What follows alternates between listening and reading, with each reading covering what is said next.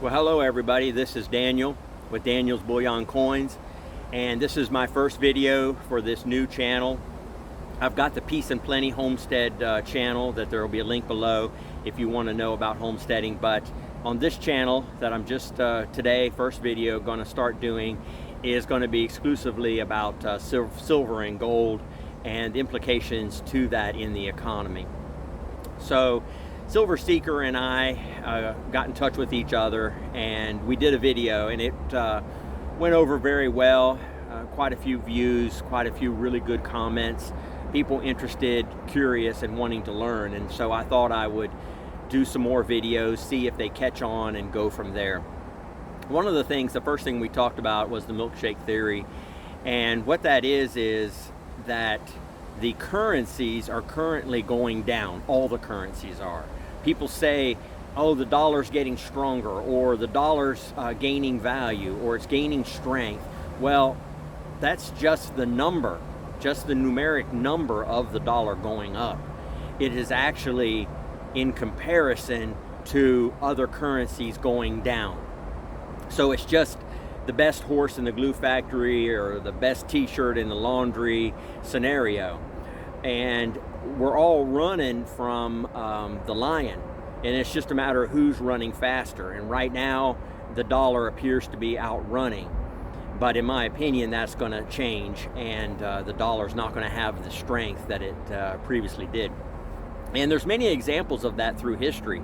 You can look at the Civil War, how they in 1861 they started out with $1 paper notes and $5 paper notes, and by 1864 they were printing $100 notes and $500 notes, and they just went in and added 2 zeros onto it, and their currency inflated and became worthless. And in my opinion, that's one of the reasons that they lost the war, was overprinting their money. But they had to, in order to come up with the food and the clothes and what it takes to run a war.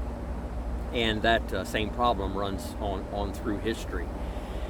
Same with, for example, Germany and what's called the Weimar Republic. They started out, things were 10 mark was really common, a common piece of currency, like a $10 bill. Well, within just a few short years, they were up to 100 million marks. They had added so many zeros over the years and inflated their currency so outrageously that it was completely devalued. There are pictures of people wrapping up the $10 mark or the $100 mark into bundles and using it to burn and stay warm, or wallpaper their wall or whatever. So we can look at these as examples through history where adding zeros to your currency leads to inflation. And so that's what we've got right now. We've got the beginnings of inflation. And it's going to be a big problem because we're the reserve currency status of the world, and there's going to have to be another currency that rises up and takes that position. And we don't know. They're going to try to use a crypto type currency where they can track every move that you do, in my opinion. So that's not something that some people are not going to be willing to do. They're not going to want to be tracked. They're not going to want to be taxed. In order to have UBI, they're going to need to do that, universal basic income. In other words, where they just start giving everybody checks to stay home, or your income will just be a base amount no matter what you do, whether you work or not, UBI.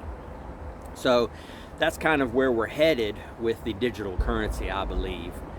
So that was Silver Seeker and I, that was one of the things that we talked about, the dollar going down and how zeros are being added. And it's sort of like your checkbook. You sit down and you have $1,000 in your account, and you have nearly $10,000 in bills, and you want to pay those bills, and you just add a zero. If we could just add a zero in there and have 10,000 instead of 1,000, and then you could just subtract all of your bills, and that'd be great. The next time you sit down, you'd be like, hey, let's add 2 zeros and go on vacation and buy some votes and pad the pockets of the politicians and do what we want with the money and play favorites to pick winners and losers in companies, and using printed money. And that's what the politicians have done for years. And we primarily, let's go talk about some of the things that we've done through history with that currency capability. When we came off of the gold standard in 1933, we created the Exchange Stabilization Fund. And with that fund, we were able to do the New Deal, all the things that we did through FDR. We were able to start many different types of social programs, and we went on, carried that through, and we came up to 1971, and we needed to unhook again from the silver standard, what I consider the silver standard in 1971. As far as we are concerned, the average person is concerned, you could go into the bank in the late 60s, early 70s, 71, and you could exchange a dollar bill, paper dollar bill, for a silver coin. Well, Nixon ended that. And shortly after that, I believe it was 73, 74, we went on the oil standard. And so we backed our currency with oil, and we were able to increase our spending. And then came along Reagan, and we switched from the Exchange Stabilization Fund to the Plunge Protection Group. The Plunge Protection Group is what continued to dabble in the market and control things with the money that they had created from the silver, from the gold, and coming off the gold and silver standard. So we were on the oil standard up until, in my opinion, about 2012. I believe it was September the 9th we started quantitative easing, and that's where the feds actually stepped in and bought mortgage-backed securities right off of the exchange to help prop up the market and manipulate the market. They also used it to profit by forward running the market. If they know they're going to buy something one day, they can make a bet that it's going to go up the next day and profit off of that bet. So they started profiting off, it's hot and sweaty out here on the porch, but they started to profit off of that endeavor to have that ability to manipulate the market the way they were. So that's a whole lot of stuff thrown into one big melting pot for the dollar. Why it appears to be stronger. They say, stronger. It's not stronger. It's stronger relative to other currencies that are going straight down. And it has value. No, it doesn't have value. It is losing its value. When you go to the gas pump, when you go to buy groceries, the value is going down. So don't let them fool you with words like stronger and more valuable and it's up today and all this type of stuff. It's not. We're losing our dollar right now, and we can see many other examples of that. I wrote myself some notes. So yeah, the Plunge Protection Group was during Reagan's years, and now it's morphed into the Fed actually has a desk on the exchange and purchases and manipulates the market right on the exchange.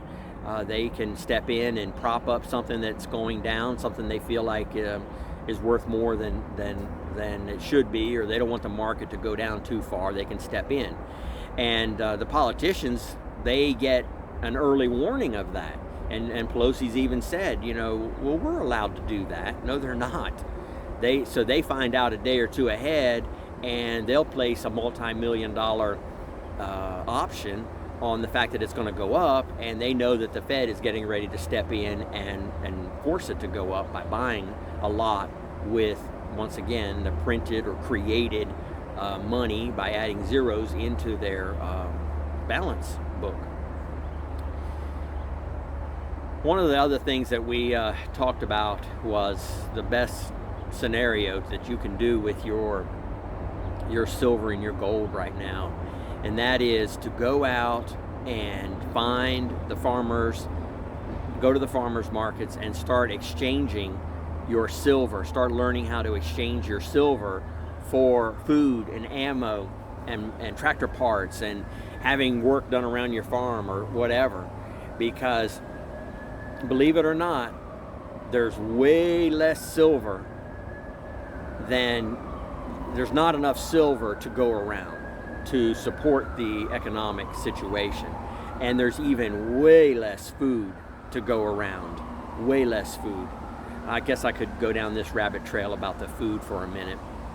With this printed money, the politicians and the government has been able to force local farmers out of business.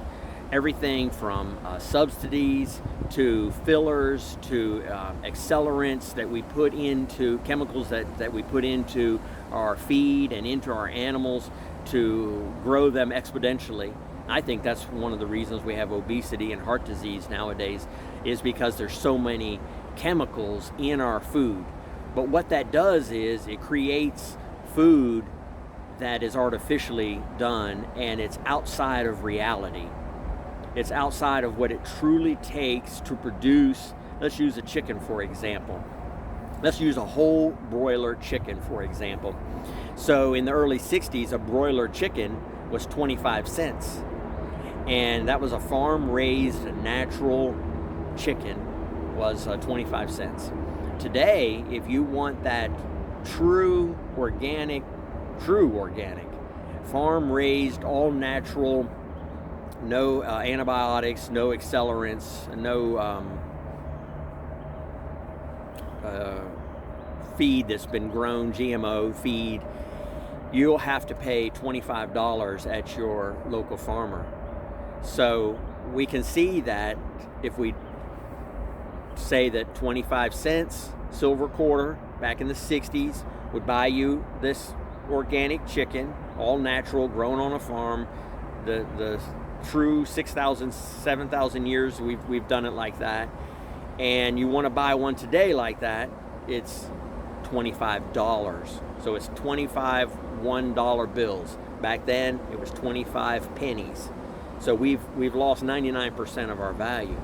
Well, if it's $25 for that chicken per dollar, 25 $1 bills, then it's $140 per ounce, because it's $1.40 worth of silver to make an ounce.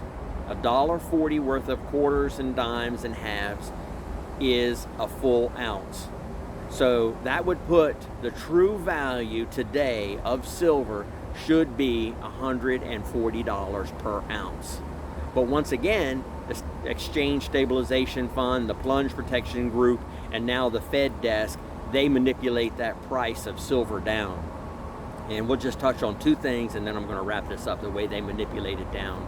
One of them is by changing the margin. They changed the margin requirement on, I believe it was May the 16th back in 2014. I have to look that date up to make sure I've got it right. And silver dropped $6 the next morning just because they increased the margin on everybody. That's one way that they do it. Another way that they do it, and you can go on Kitco and you can see this happening in real time. They'll come in on a holiday or the markets are closed early in the morning, 2-3 o'clock in the morning, and they will drop anywhere from 5 to 10 billion ounces of silver all in 1 minute on the market. What investor is going to do that when the markets are closed, drop 5, 8, 10 billion ounces and force the price to go down? You can look at the graph and you can see the price of the silver just drop all in 1 minute.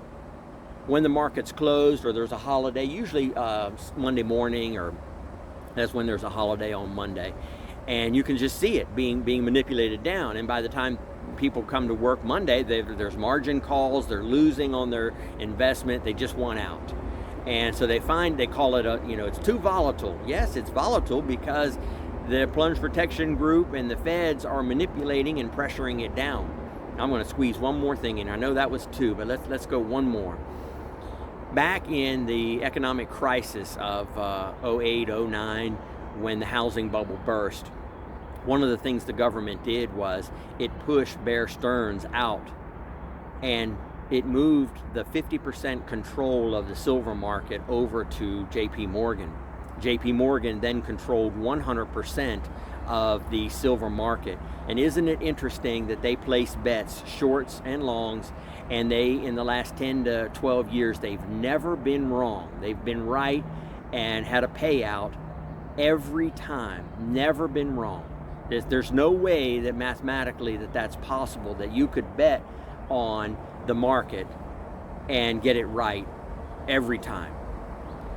And they had 0 ounces of silver when the housing bubble happened.